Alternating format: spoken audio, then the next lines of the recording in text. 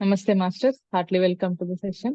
ముందుగా జగద్గురు బ్రహ్మర్షి పితామహ పత్రిజీకి, స్వర్ణమాల పత్రి మేడంకు నా ఆత్మ ప్రణామాలు. అలాగే జగద్గురు పత్రి యూట్యూబ్ ఛానల్ వీక్షిస్తున్న మాస్టర్స్, జూమ్ లో పార్టిసిపేట్ చేస్తున్న మాస్టర్స్ అందరికీ నా ఆత్మ ప్రణామాలు. బ్రహ్మర్షి పితామహ పత్రిజీ దివ్య మార్గనిర్దేశకత్వంలో టీం జగద్గురు పత్రిజీ వారిచే నిర్వహించబడుతున్న పత్రిజీ ప్రబోధాలు కార్యక్రమంలోనికి అందరికీ ఆత్మీయ ఆహ్వానం. మాస్టర్, ఎంతో అద్భుతంగా మరి ప్రతిరోజు మనము శ్రీకృష్ణామృతం మరి భగవద్గీత విజ్ఞాన సారాన్ని మనము కంప్లీట్ చేసుకున్నాము నిన్నటితోటి. మరి ఈ రోజు నుంచి శ్రీకృష్ణామృతం ఉత్తర గీత జ్ఞాన సారాన్ని స్టార్ట్ చేసుకోబోతున్నాము. మరి మనకు శ్రీమతి అరుణ జ్యోతి మేడం గారు మరి కరీంనగర్ నుంచి విచ్చేసి ఉన్నారు. మేడం తోటి మనము శ్రీకృష్ణామృతం ఉత్తర గీత జ్ఞాన సారాన్ని స్టార్ట్ చేసుకున్నాం మాస్టర్స్ ఈ రోజు నుంచి. మరి అరుణ జ్యోతి మేడం గారు అందరికీ తెలుసు, మరి అందరికీ సుపరిచితమైన ప్రియమైన పిరమిడ్ మాస్టర్. మరి మేడం గారు గత 20 సంవత్సరాల పైనుంచి ఈ ధ్యాన మార్గంలో ఉంటూ పిరమిడ్ స్పిరిచువల్ సొసైటీస్ మూవ్మెంట్ లో వారి యొక్క మరి సేవలను అందిస్తూ ఉన్నారు. ధ్యాన జగత్, పిరమిడ్ జగత్, శాకాహార జగత్ లక్ష్య సాధనలో భాగంగా ఎన్నో గ్రామాల్లోను మరి స్కూల్స్ లోను కాలేజెస్ లోను మరి విద్యార్థులకైతే ఏంటి, గృహిణులకైతే ఏమి మరి ఎంతో అద్భుతంగా ధ్యానాన్ని, శాకాహారాన్ని గురించి మరి పిరమిడ్ శక్తిని గురించి అందరికీ మరి చక్కగా విశేషంగా నేర్పిస్తూ వర్క్ షాప్స్ నిర్వహిస్తూ పత్రిజీ ప్రబోధాలని మరి ఎంతో అద్భుతంగా అందరికీ కూడా మరి చెప్తూ ఉన్నారు. అలాగే టీం జగద్గురు పత్రిజీలో అద్భుతమైన పాత్రను పోషిస్తూ మరి టీం ని ముందుకు నడిపిస్తూ వారి యొక్క సలహాలని, సూచనల్ని ఇస్తూ కూడా మరి అద్భుతంగా మరి మన అందరికీ కూడా ఎంతో మార్గదర్శకంగా ఉంటూ మేడం గారు చక్కగా సేవలను అందిస్తూ ఉన్నారు. మరి మేడం గారిని హృదయపూర్వకంగా ఆహ్వానించుకుందాం masters. Hartley welcome to the session madam, Aruna Jyothi madam. Thank you Shyamala, thank you very much. ముందుగా మనల్ని అందరినీ ఈ వేదిక పైకి చేర్చినటువంటి మన ప్రియతమ గురువు బ్రహ్మర్షి పితామహ పత్రిజీ మరియు మాత శ్రీ స్వర్ణమాలమ్మ పాదాలకి ప్రణామాలు చేస్తూ, ధ్యాన మిత్రులందరికీ కూడా ఆత్మ ప్రణామాలు. ఈరోజు మరి శ్రీకృష్ణామృతం ఉత్తర గీత జ్ఞానసారం మొదలు పెట్టడం ఎంతో ప్రశంసనీయము. నిన్నటి వరకు మనం శ్రీమద్ భగవద్గీత శ్రీకృష్ణామృతం చెప్పుకున్నాము. మరి అది ముగియగానే వెంటనే మరి ఉత్తర గీతలోకి వెళ్ళడం అనేది ఇంకా పరిపూర్ణంగా అనిపిస్తుంది ఈ జ్ఞానాన్ని తీసుకోవడంలో. మరి టీం జగద్గురు పత్రిజీ వారు తీసుకున్నటువంటి ఈ నిర్ణయం ఎంతో ప్రశంసనీయం. ఇక మనము శ్రీకృష్ణామృతం ఉత్తర గీత జ్ఞాన సారంలోకి ప్రవేశిద్దాం మిత్రులారా. ఈ జ్ఞాన సారంలోకి ప్రవేశించే ముందర మరి బ్రహ్మర్షి పత్రిజీ గారి యొక్క ఆప్తవాక్యము ఈ పుస్తకం పట్ల ఏంటో మనం తెలుసుకుందాం. వారు ముందుగా వేదవ్యాసుల వారి గురించి తెలియచేస్తూ, వేదవ్యాసుల వారి విరచితమైనటువంటి మహాభారత మహాకావ్యం ద్వారా మానవ ప్రపంచానికి ఆధ్యాత్మిక అద్దం పట్టారు అని తెలియచేస్తున్నారు. వారి చేత విరచితమైనటువంటి ఆ మహాభారత కావ్యం మరి ఆధ్యాత్మికానికే అద్దం పట్టిందంట. సమస్త మానవాళికి అద్దం పట్టడం అంటే, అద్దంలో మనం ఏం చేస్తాం, అన్ని సరి చేసుకుంటాం. చక్కగా అన్ని సరి చేసుకోవడానికి అద్దం మనకి ఉపయోగపడినట్లుగా మన జీవన విధానాన్ని సరి చేసుకోవడానికి మరి మహాభారతం ఒక అద్దంలాగా ఆ మహాభారతం నుండి, మహాభారతం అనే కావ్యం ద్వారా మనకు అందించినటువంటి ఆధ్యాత్మికత ఒక దర్పణం లాగా మనకి పనిచేస్తుంది సమస్త మానవాళి మనుగడకి అని తెలియజేస్తున్నారు పత్రిజీ మరి వేదవ్యాసుల వారి గురించి. ఇక శైశవాత్మల దగ్గర నుండి పరమాత్మ స్థాయి వరకు అన్ని రకాల ఆత్మస్థాయి జీవితాలకి అర్థాన్ని చెప్పారు. శైశవ స్థాయి ఆత్మస్థాయి నుండి పరమాత్మ స్థాయి ఆత్మస్థాయిల వరకు వారి యొక్క జీవితాలు అలా ఉండడానికి కారణం ఏంటి అనే దానికి ఆయన పరమార్థాన్ని చెప్పారు. వారి మన ప్రవృత్తులు చేసే కర్మలు వారి వారి ఆత్మస్థాయిని బట్టి ఉంటాయి.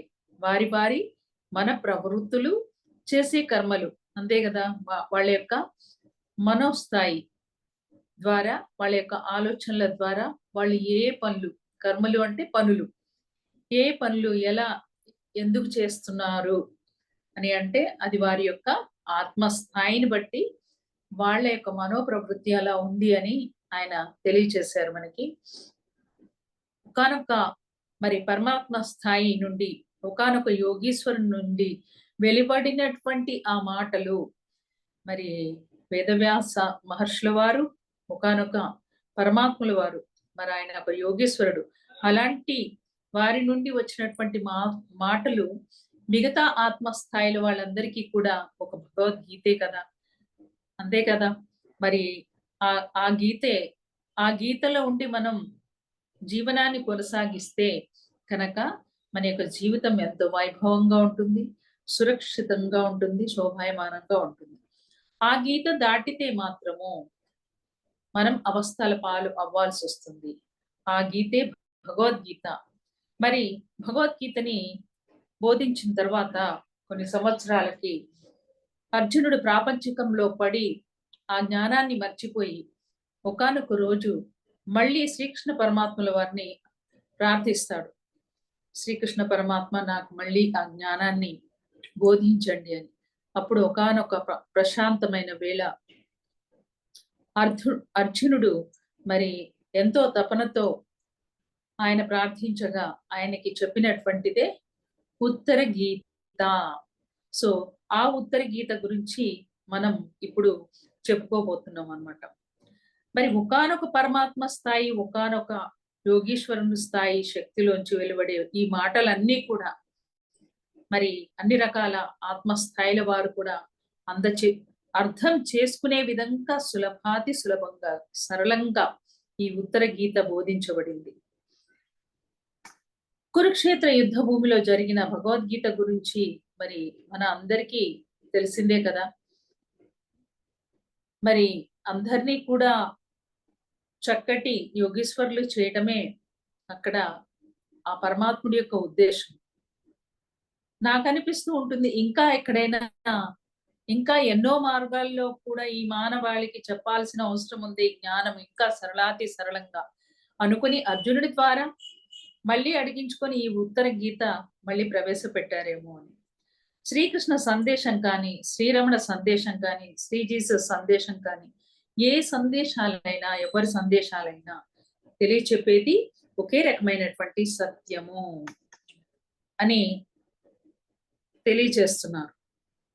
శరీర స్పృహలోంచి ఆధ్యాత్మిక స్పృహలోకి తీసుకువెళ్లేదే ఆధ్యాత్మికత. మరి అణువు పరమాణువుల క్షేత్రంలోంచి ఆత్మక్షేత్రంలోకి తీసుకువెళ్లేది ధ్యానము. ఆ ధ్యాన స్థితిలోకి తీసుకువెళ్లేదే శ్వాస. ఆ శ్వాసను గమనించమని చెప్పేవాళ్లే పిరమిడ్ మాస్టర్స్. ఆ పిరమిడ్ మాస్టర్స్ కోసమే ముఖ్యంగా ఈ ఉత్తర గీతని మళ్ళీ తీసుకొచ్చారు, ఈ జ్ఞానాన్ని మనందరికీ కూడా అందించడానికి అని బ్రహ్మర్షి పితామహ పత్రిజీ ఇది పిరమిడ్ మాస్టర్స్ కి, పిఎస్ఎస్ఎం కి ఇచ్చినటువంటి గొప్ప కానుక ఉత్తర గీత అని ఆయన తెలియచేస్తూ ఈ పుస్తకానికి రూపకల్పన చేసినటువంటి పాపారావు గారికి మరియు ఆదిత్య కుమారి గారికి విశేషమైనటువంటి అభినందనల్ని తెలుపుతూ ప్రశంసించారు పత్రిజీ. ఇక ప్రముఖ ఆధ్యాత్మిక సాహిత్యవేత్త అయినటువంటి సముద్రాల లక్ష్మే గారు ఈ పుస్తకంపై, ఉత్తర గీత పుస్తకంపై, ఆ గ్రంథరాజంపై వారి యొక్క నివేదన ఏంటి అంటే, కురుక్షేత్రంలో విన్న తత్వాన్ని మరచినటువంటి పార్థుడు మళ్ళీ దాన్ని వినిపించమని యుద్ధానంతరం కొంతకాలానికి శ్రీకృష్ణుని ప్రార్థిస్తాడు. అందుకు భగవంతుడు అశ్రద్ధతో అప్పటి బోధనను విస్మరించిన నరుణ్ణి మందలించి తత్వార్థాన్ని సంగ్రహంగా మళ్ళీ కావించిన ఆత్మోపదేశమే ఉత్తర గీత అని సముద్రాల లక్ష్మే గారు ఆయన తెలియచెప్పారు. ఇక ఈ కురుక్షేత్ర సంగ్రామముకి ముందర బోధించింది, కురుక్షేత్ర సంగ్రామంలో బోధించింది పూర్వ గీత అయితే యుద్ధానంతరం ఏకాంతంలో అర్జునుడికి చెప్పింది ఉత్తర గీతగా మరి వ్యాఖ్యానించారు లక్ష్మయ్య గారు. భగవద్గీత నిష్కామ కర్మ యోగాన్ని బోధిస్తే ఉత్తర గీత సమాధి యోగాన్ని బోధిస్తుందని శ్రీ మలయాళ స్వామి గారు వ్యాఖ్యానించారని తెలియజేశారు లక్ష్మయ్య గారు. జ్ఞాన రక్షకై అవతరించింది శ్రీ ఉత్తర గీత భగవద్గీత విజ్ఞాన శాస్త్రము కేవలము జ్ఞానాన్ని రక్షించడం కోసమే వచ్చినటువంటి భాండాగారంగా ఆయన అభివర్ణించారు శ్రీధర స్వామి గారు. ఇక ఉత్తర గీత గురించి వివరణలోకి వెళితే ఇందులో 4 అధ్యాయాలు 228 శ్లోకాలు ఉన్నాయి. విషయ ప్రాధాన్యతను బట్టి అందు నుంచి 73 శ్లోకాలు పరిగ్రహించి వివరించడం జరిగింది. అన్ని శ్లోకాలు తీసుకోలేదు ఉత్తర గీత పుస్తకంలో. ఏ జ్ఞానం తక్షణం ముక్తినిస్తుందో దాన్ని బోధించమని అర్జునుడు తపనతో అడుగుతాడనమాట. ఏ జ్ఞానాన్ని నేర్చుకుంటే తక్షణమే ముక్తి వస్తుంది, ఆ జ్ఞానాన్ని మాకు ఇవ్వండి అని. భగవంతుని తెలుసుకోవలసింది ఎంతో ఉంది. జీవితకాలం స్వల్పం, మరి అందులో ఎన్నో విఘ్నాలు. కాబట్టి ఒక హంస నీటిని వేరు చేసి జ్ఞానాన్ని, పాలను ఏ రకంగా స్వీకరిస్తుందో అలా మరి మానవుడు జ్ఞానాన్ని స్వీకరించవలసి ఉంటుంది అని తెలియచెప్పారు ఈ ఉత్తర గీతలో 10వ పుటలో అని బోధించారు లక్ష్మయ్య గారు. ఈ దేహమే దేవాలయం, జీవుడే సనాతనుడైన దేవుడు. సోహం భావంతో ఆ దేవుణ్ణి ఆరాధించాలి అని భగవంతుడు పుట 10లో చెప్పిన తత్వం అతి ముఖ్యమైనది. ఉత్తర గీతల వారికి నచ్చినటువంటి శ్లోకాలని ఆయన తెలియజేస్తున్నారు మనకి ఇక్కడ. ఆత్మ ధ్యాన పరాయణులైన యోగులు తీర్థాలకి శిలామూర్తులకు ప్రాముఖ్యాన్ని ఇవ్వరు. స్వయం జ్యోతి స్వరూపమైన ఆత్మనే దేవతగా భావిస్తారు అని ఉత్తర గీత తెలియచెప్తుంది. ఎంత అద్భుతంగా తెలియచెప్తుంది చూడండి. మరి పుణ్యక్షేత్రాలు తిరగటం, విగ్రహాలను ఆరాధించడం, ఆ మూర్తుల్ని నమ్ముకోవడం, వారిపై ఆధారపడటం, ఒక బానిసలుగా జీవించటం అనేది కరెక్ట్ కాదు. ఉద్ధరేద్ ఆత్మానం అని చెప్పబడింది భగవద్గీతలో. మరి అలా మనం జ్ఞానాన్ని సముపార్జించుకోవాలి అని తెలియచెప్తుంది ఉత్తర గీత. జీవాత్మ పరమాత్మలకు భేదం లేదన్న అద్వైత తత్వాన్ని ఈ గ్రంథం చక్కగా నిరూపించింది. సో జీవాత్మ పరమాత్మ ఇవి రెండు కాదు, ఒకటే ఏకత్వ స్థితి. ఆ ఏకత్వ స్థితి అద్వైత స్థితి, ద్వంద్వత్వం లేదు అక్కడ. అది నిరూపించింది ఉత్తర గీత అని తెలియజేశారు లక్ష్మయ్య గారు. శ్వాస మీద ధ్యాసను నిలిపే ధ్యాన ప్రక్రియను ముహూర్తమపి యోగచ్ఛేన్నాగ్రాహే మనస సహా అన్న శ్లోకంలో ఈ గీత వర్ణించింది. చూడండి, శ్వాస మీద, ఎవరి శ్వాస మీద ధ్యాస పెడితే ఆ సూత్రాన్ని మనకిచ్చి పత్రిచి అందరి జీవితాల్లో కూడా వెలుగులు నింపారు. ఎవరికి వారే వాళ్ళ సత్యాన్ని తెలుసుకునే విధంగా ఆ శ్వాస మీద ధ్యాస గురించి ఈ ఉత్తర గీతలో కూడా ఒక అద్భుతమైన శ్లోకాన్ని తెలియజేశారు. ముహూర్తమపి యోగచ్ఛేన్నాసాగ్రే మనస సహా అన్న శ్లోకంలో ఈ గీత వర్ణించింది.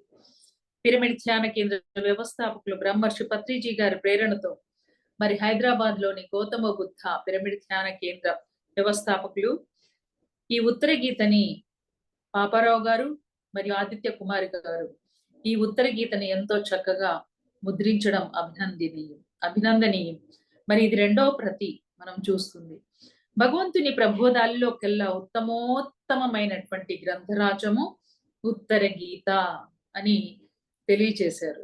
ఈ గీతని మరి అనుష్ఠించి ధ్యానులు జ్ఞానులుగా రూపొందాలని మనసారా ఆశిస్తున్నాను అంటూ వారి యొక్క శుభాశిస్సులు మనకి తెలియచేశారు సముద్రాల పాపే గారు. ఇక పాపారావు మరియు ఆదిత్య కుమారి గారు వారి యొక్క నివేదన, ఎవరైతే ఈ గ్రంథరాజాన్ని రూపకల్పన చేసినారో వాళ్ళ యొక్క నివేదన ఏంటి చూద్దాం. ఇంత గొప్ప ఆధ్యాత్మిక విజ్ఞానాన్ని విశ్వమానవాళి అనే తన ఆధ్యాత్మిక కుటుంబానికి అందించాలనుకున్న బ్రహ్మర్షి పత్రిజీ మమ్మల్ని వారి చేతిలోని ఒక ఇన్స్ట్రుమెంట్ గా, అంటే ఒక పరికరంగా వారిని తీసుకుని ఇంత గొప్ప ఆధ్యాత్మిక విజ్ఞానాన్ని విశ్వమానవాళికి అందించారు మా ద్వారా. భగవద్గీత మేము రూపొందించిందే, అలాగే ఉత్తర గీత కూడా మా ద్వారా ఆ విశ్వ మానవాళికి అందరికీ కూడా ఇవ్వటం అనే ప్రక్రియ జరిగింది. దానికి మేమెంతో భాగ్యవంతులం అని వాళ్ళెంతో సంతోషించారు. మరి శ్రీకృష్ణామృతం ఉత్తర గీత జ్ఞానసారం పుస్తకం మరి ఎంతటి మహోన్నతమైనది, అది చెప్పాలి అంటే దానికి మాటలు లేవు, శబ్దాలు లేవు. అది ఆ రూపకల్పన చేస్తున్నప్పుడు వారికి కలిగినటువంటి అనుభవాలు. ఇక దేంట్లో 4 అధ్యాయాలతో 228 శ్లోకాలతో ఎంతో అద్భుతంగా ఉంది. ఇది పిరమిడ్ స్పిరిచువల్ సొసైటీస్ మూవ్మెంట్ యొక్క మూల సిద్ధాంతాల్ని క్రోడీకరిస్తూ, అది దర్పణం లాగా అద్దం పడుతూ ఆ ధ్యాన యోగానికి విశేషమైన ప్రాముఖ్యతని ఆపాదించిన శ్లోకాల్ని ఎక్కువగా ప్రత్యేకంగా ఈ పుస్తకంలోకి తీసుకోబడ్డాయి. వాటి యొక్క తాత్పర్యాలు, వాక్యాలు తాత్పర్యాలతో ఆ భావంతో అక్కడ పొందుపరచబడింది. ఇంతవరకు మా ధ్యాన కేంద్రం నుండి ధ్యాన మాతృత్వం, ఆనాపాన సతి అభ్యాసం, గురువాణి, ఓషోవాణి, బుద్ధవాణి మొదలైన కరపత్రికలు విడుదల, ఎన్నో కరపత్రికలు విడుదలయ్యాయని చెప్తున్నారు. కేవలం భగవద్గీత అలాగే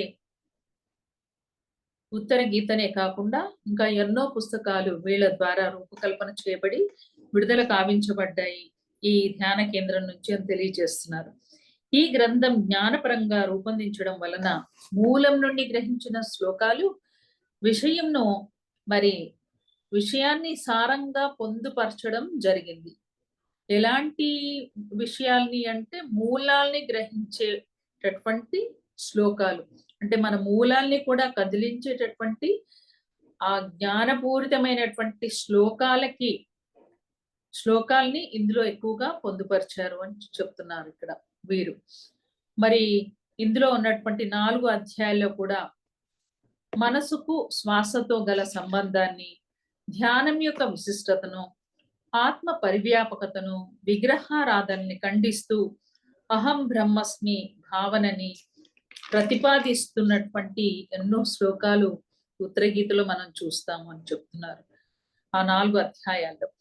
చివరగా ఈ దేహమే దేవాలయమని, జీవుడే దేవుడని, ఆ భగవంతుణ్ణి చేరడానికి మనకు ఉన్న రకరకాల మార్గాల్లో ధ్యానం ఒక్కటే ఉత్తమోత్తమైన సాధనమని, ఆ భగవంతుని స్వశరీరంలోనే అంతర్ముఖులై వెతకాలి అని చెప్పి ఆ ఉత్తర గీతని ముగించటం జరిగింది అని ఎంతో చక్కగా వీరు తెలియజేశారు.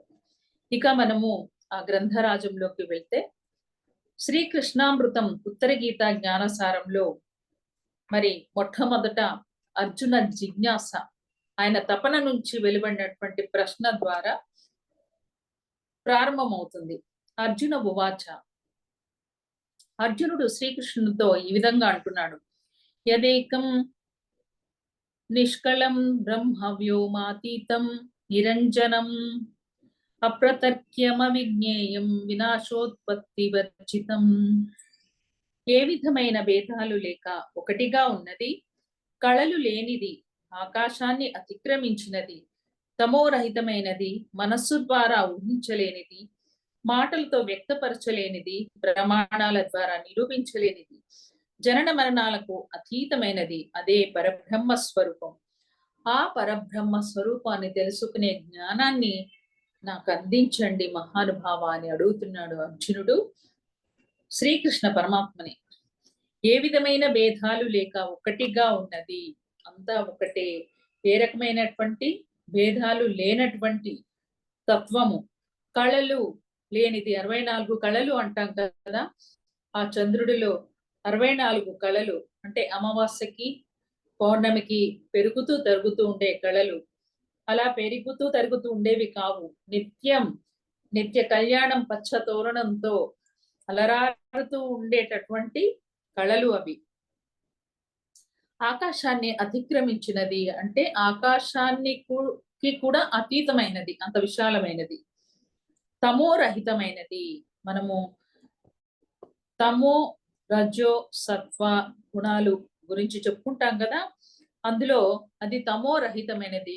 తామసిక రజో గుణాలు కూడా ఏమాత్రం లేనటువంటిది. మనస్సు ద్వారా ఊహించలేనిది. ఆ మనస్సుతో ఇలా ఉంటాడు కావచ్చు అని మనం ఊహించలేము. అలాంటి పరబ్రహ్మ మాటలతో వ్యక్తపరచలేనిది. పరబ్రహ్మ ఎలా ఉంటాడంటే ఇలా ఉంటాడు అని చెప్పలేమంట. ఎందుకంటే మాటలతో మనం చెబితే అది అబద్ధమవుతుంది. మాటలకి అందనటువంటి తత్వం అది.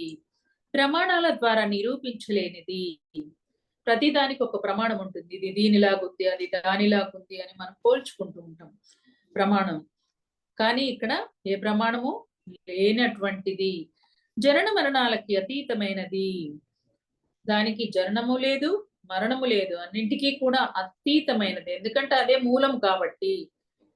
దేనికైతే జనన మరణాలు ఉన్నాయో వాటిని సృష్టించినటువంటి మూల చైతన్యం అది. కాబట్టి జనన మరణాలు లేనటువంటిదిగా అభివర్ణించడం జరిగింది. అదే పరబ్రహ్మ స్వరూపం. ఆ పరబ్రహ్మ స్వరూపం గురించి తెలియచేయమంటూ అడుగుతున్నాడు అర్జునుడు. ఎవరిని? శ్రీకృష్ణ పరమాత్మని. ఆ పరబ్రహ్మని తెలుసుకునే జ్ఞానం కావాలి నాకు అంటూ. ఇక వ్యాఖ్యానంలోకి వెళ్తే, సమస్త సృష్టికి అంతర్భూతమైన ఈ చరాచర సృష్టికి ఏదైతే మూలమై ఉందో, మరి ఆ మూలమైన అవ్యక్త మూల చైతన్యం ఏదైతే ఉందో, ఏదైతే ఈ చరాచర సృష్టికి మూలమై ఉండి అవ్యక్తం కానిది, అంటే ఎవరికి కనిపించనిది, ఫలానా అని గుర్తుపట్టే విధంగా, కనిపించే విధంగా, మరి అవ్యక్తము కానిది ఆ మూల చైతన్యం ఏదైతే ఉందో అదే పరబ్రహ్మం, అదే బ్రహ్మ పదార్థం, అదే పరమాత్మ, అదే సర్వాత్మ. మరి అది అఖండమైనది, అంటే ఖండితము లేనిది, అనంతమైనది. నువ్వెంతన దూరం పో, అనంతంగా ఉంది, అంతా తానే ఉంది. మరి ఈశోపనిషత్తులో కూడా తెలియచేస్తారు కదా, ఈశావాస్యం ఇదం సర్వం యత్కించ జగత్యాం జగత్.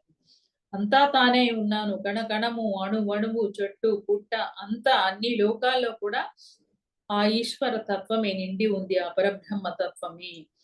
మరి ఇది శాశ్వతమైనది, అవ్యక్తమైనది, గుణరహితమైనది. ఇది ఎలాంటిదయ్యా అంటే నిత్యము ఉండేది. దీనికి ఫలానా గుణము ఉంది అని చెప్పటానికి లేదు.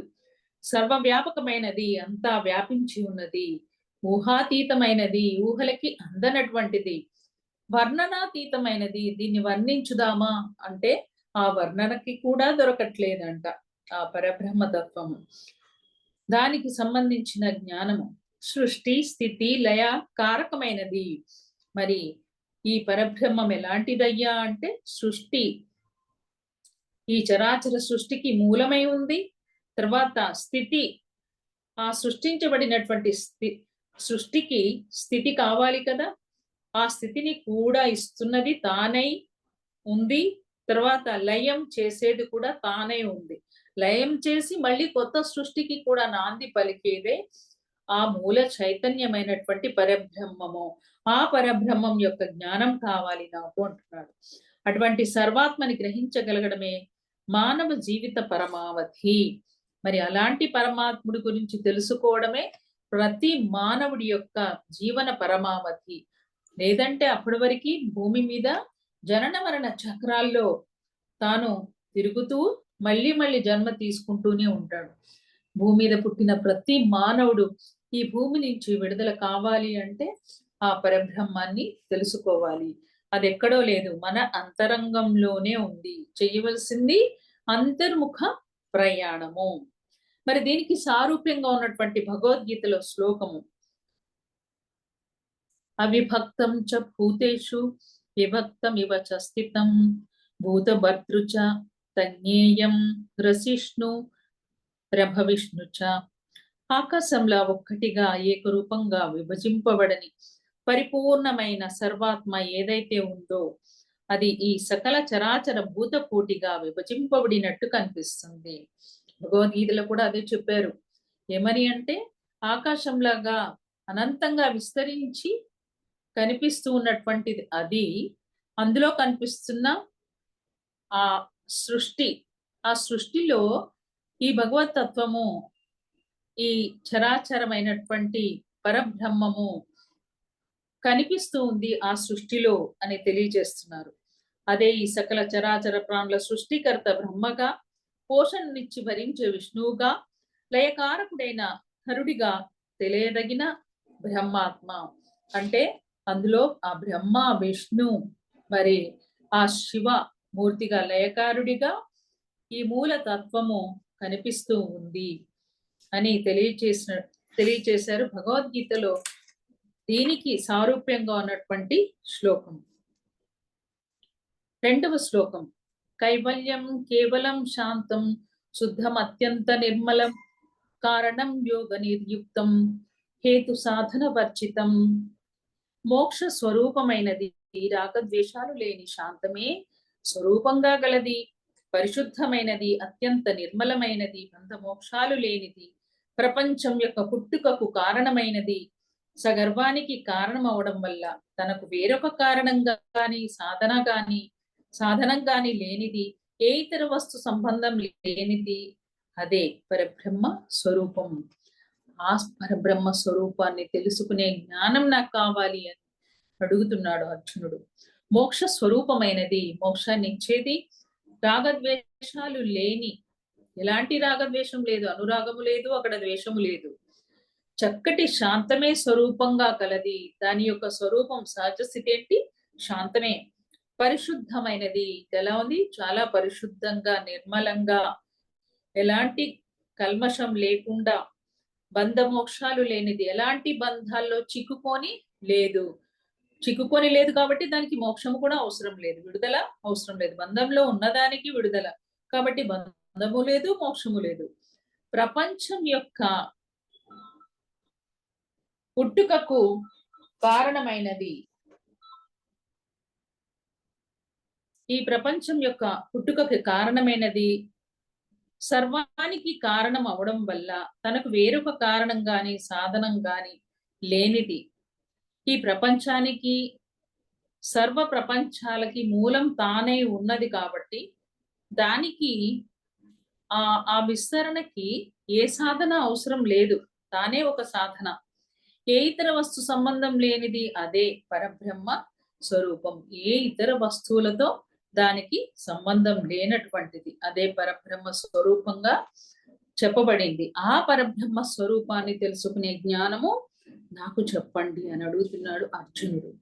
దాని యొక్క వ్యాఖ్యానం, దేన్ని పొందిన తర్వాత ఇంకా పొందవలసినది ఏది ఉండదో, దేనిని చూసిన తర్వాత చూడవలసినది ఏది ఉండదో, దేనిని తెలిసిన తర్వాత తెలియవలసినది ఏది ఉండదో, ఏ సుఖాన్ని మించిన సుఖం లేదో, ఏ జ్ఞానానికి మించిన జ్ఞానం లేదో, దేనిని పొందిన తర్వాత పునర్జన్మ ఉండదో, అదే పరబ్రహ్మం. బ్రహ్మాత్మ, సర్వాత్మ. ఎంత అద్భుతంగా ఉంది! దేన్నైతే పొందిన తర్వాత ఇంకా ఏదో పొందాలి అనేది ఉండదో, దేనిని చూసిన తర్వాత ఇంకా నేను ఏదో దర్శించుకోవాలి అని అనిపించదంట. ఇంకా మన లోపల దేనిని తెలుసుకున్న తర్వాత ఇంకా మనం తెలుసుకోవాల్సింది ఇంకా ఏదో ఉంది అనేది అనిపించదు. ఇంకా ఇక్కడ ఆ ఆత్మ శాంతమవుతుంది, సంతృప్తి చెందుతుంది, ఇంకా ఏదో కావాలని అనిపించదు మనకి. ఆ జ్ఞానమే ఏదో కాదు, అదే సర్వాత్మ, బ్రహ్మాత్మ. ఏ జ్ఞానానికి మించిన జ్ఞానం లేదు, దేనిని పొందిన తర్వాత ఇక పునర్జన్మ ఉండదు, అంతే కదా. మరి ఆ సర్వాత్మని పొందిన తర్వాత ఇంకా మనం జన్మ ఎత్తాల్సిన పని లేదు. ఎందుకు జన్మని ఎత్తుతాం మనము? ఆ సర్వాత్మని తెలుసుకునే వరకు కూడా ప్రతి మానవుడు జన్మని ఎత్తాల్సిందే. ఎప్పుడైతే సర్వాత్మని తెలుసుకుంటాడో భూమి నుంచి పూర్ణాత్మగా తాను విడుదలై తన నుంచి కొన్ని అంశాత్మల్ని మరి పుట్టిస్తూ తాను ఒక సహసృష్టికర్తగా ఊర్ధ్వలోకాల్లో ఉండిపోతుంది ఈ దివ్యాత్మ. అందుకనే దేనిని మరి దర్శిస్తే పునర్జన్మ ఉండదో అదే పరబ్రహ్మం, బ్రహ్మాత్మ, సర్వాత్మగా తెలియచెప్పబడింది. ఇక పరం బ్రహ్మ, పరం ధామ, పవిత్రం, పరమం భవాన్, సారూప్యంగా ఉండేటటువంటి భగవద్గీతలోని శ్లోకం ఇది. పురుషం శాశ్వతం దివ్యం ఆదిదేవమజం విభుం పరమ బ్రహ్మం పరంధామం పరమ పవిత్రం సనాతనం దివ్యం జన్మరహితం సర్వవ్యాపకం ఆదిదైవం అయినది బ్రహ్మాత్మ. పరమ బ్రహ్మం అంటే పరమ అంటే ఇంకా అన్నిటికీ అతీతమైనటువంటి స్థితి అన్నమాట, పరాకాష్ఠ. ఆ పరమమైన బ్రహ్మము, ఆ పరమమైన ధామము, ధామము అంటే ఆ స్థలము పరమ పవిత్రము. ఎలా ఉందంట? పరమమైన పవిత్రంగా. ఒక తులసి మొక్క చూడగానే మనకు ఒక పవిత్రమైన భావన వస్తుంది. ఒక దేవాలయానికి వెళ్ళగానే తెలియకుండానే ఒక పవిత్రమైన భావన వస్తుంది. సో ఒక అగరవత్తి వాసన మన ముక్కు పుటాలకి తగలగానే ఒక తెలియని ఒక పవిత్రమైనటువంటి భావన వచ్చేస్తా ఉంటుంది. అలాంటి పవిత్రత సనాతనం, మరి చాలా పురాతనమైనది, ఎప్పుడుదో ఆ మూల చైతన్యం మనకెవ్వరికీ తెలియదు. దివ్యం, ఎంతో దివ్యత్వంతో కూడుకున్నది. జన్మరహితం, జన్మ రహితమే ఇక దాన్ని మనం దర్శిస్తే. సర్వవ్యాపకం, అంతటా తానే విస్తరించి ఉంది. ఎంతని చెప్పాలి, అనంతం. అది దైవమైనది బ్రహ్మాత్మ, అది ఆది దైవమై ఉంది ఆ బ్రహ్మాత్మ. అదే మొదలు, ఇంకా ఈ సృష్టికి మొదలు తానై ఉంది అని తెలియచేస్తున్నారు.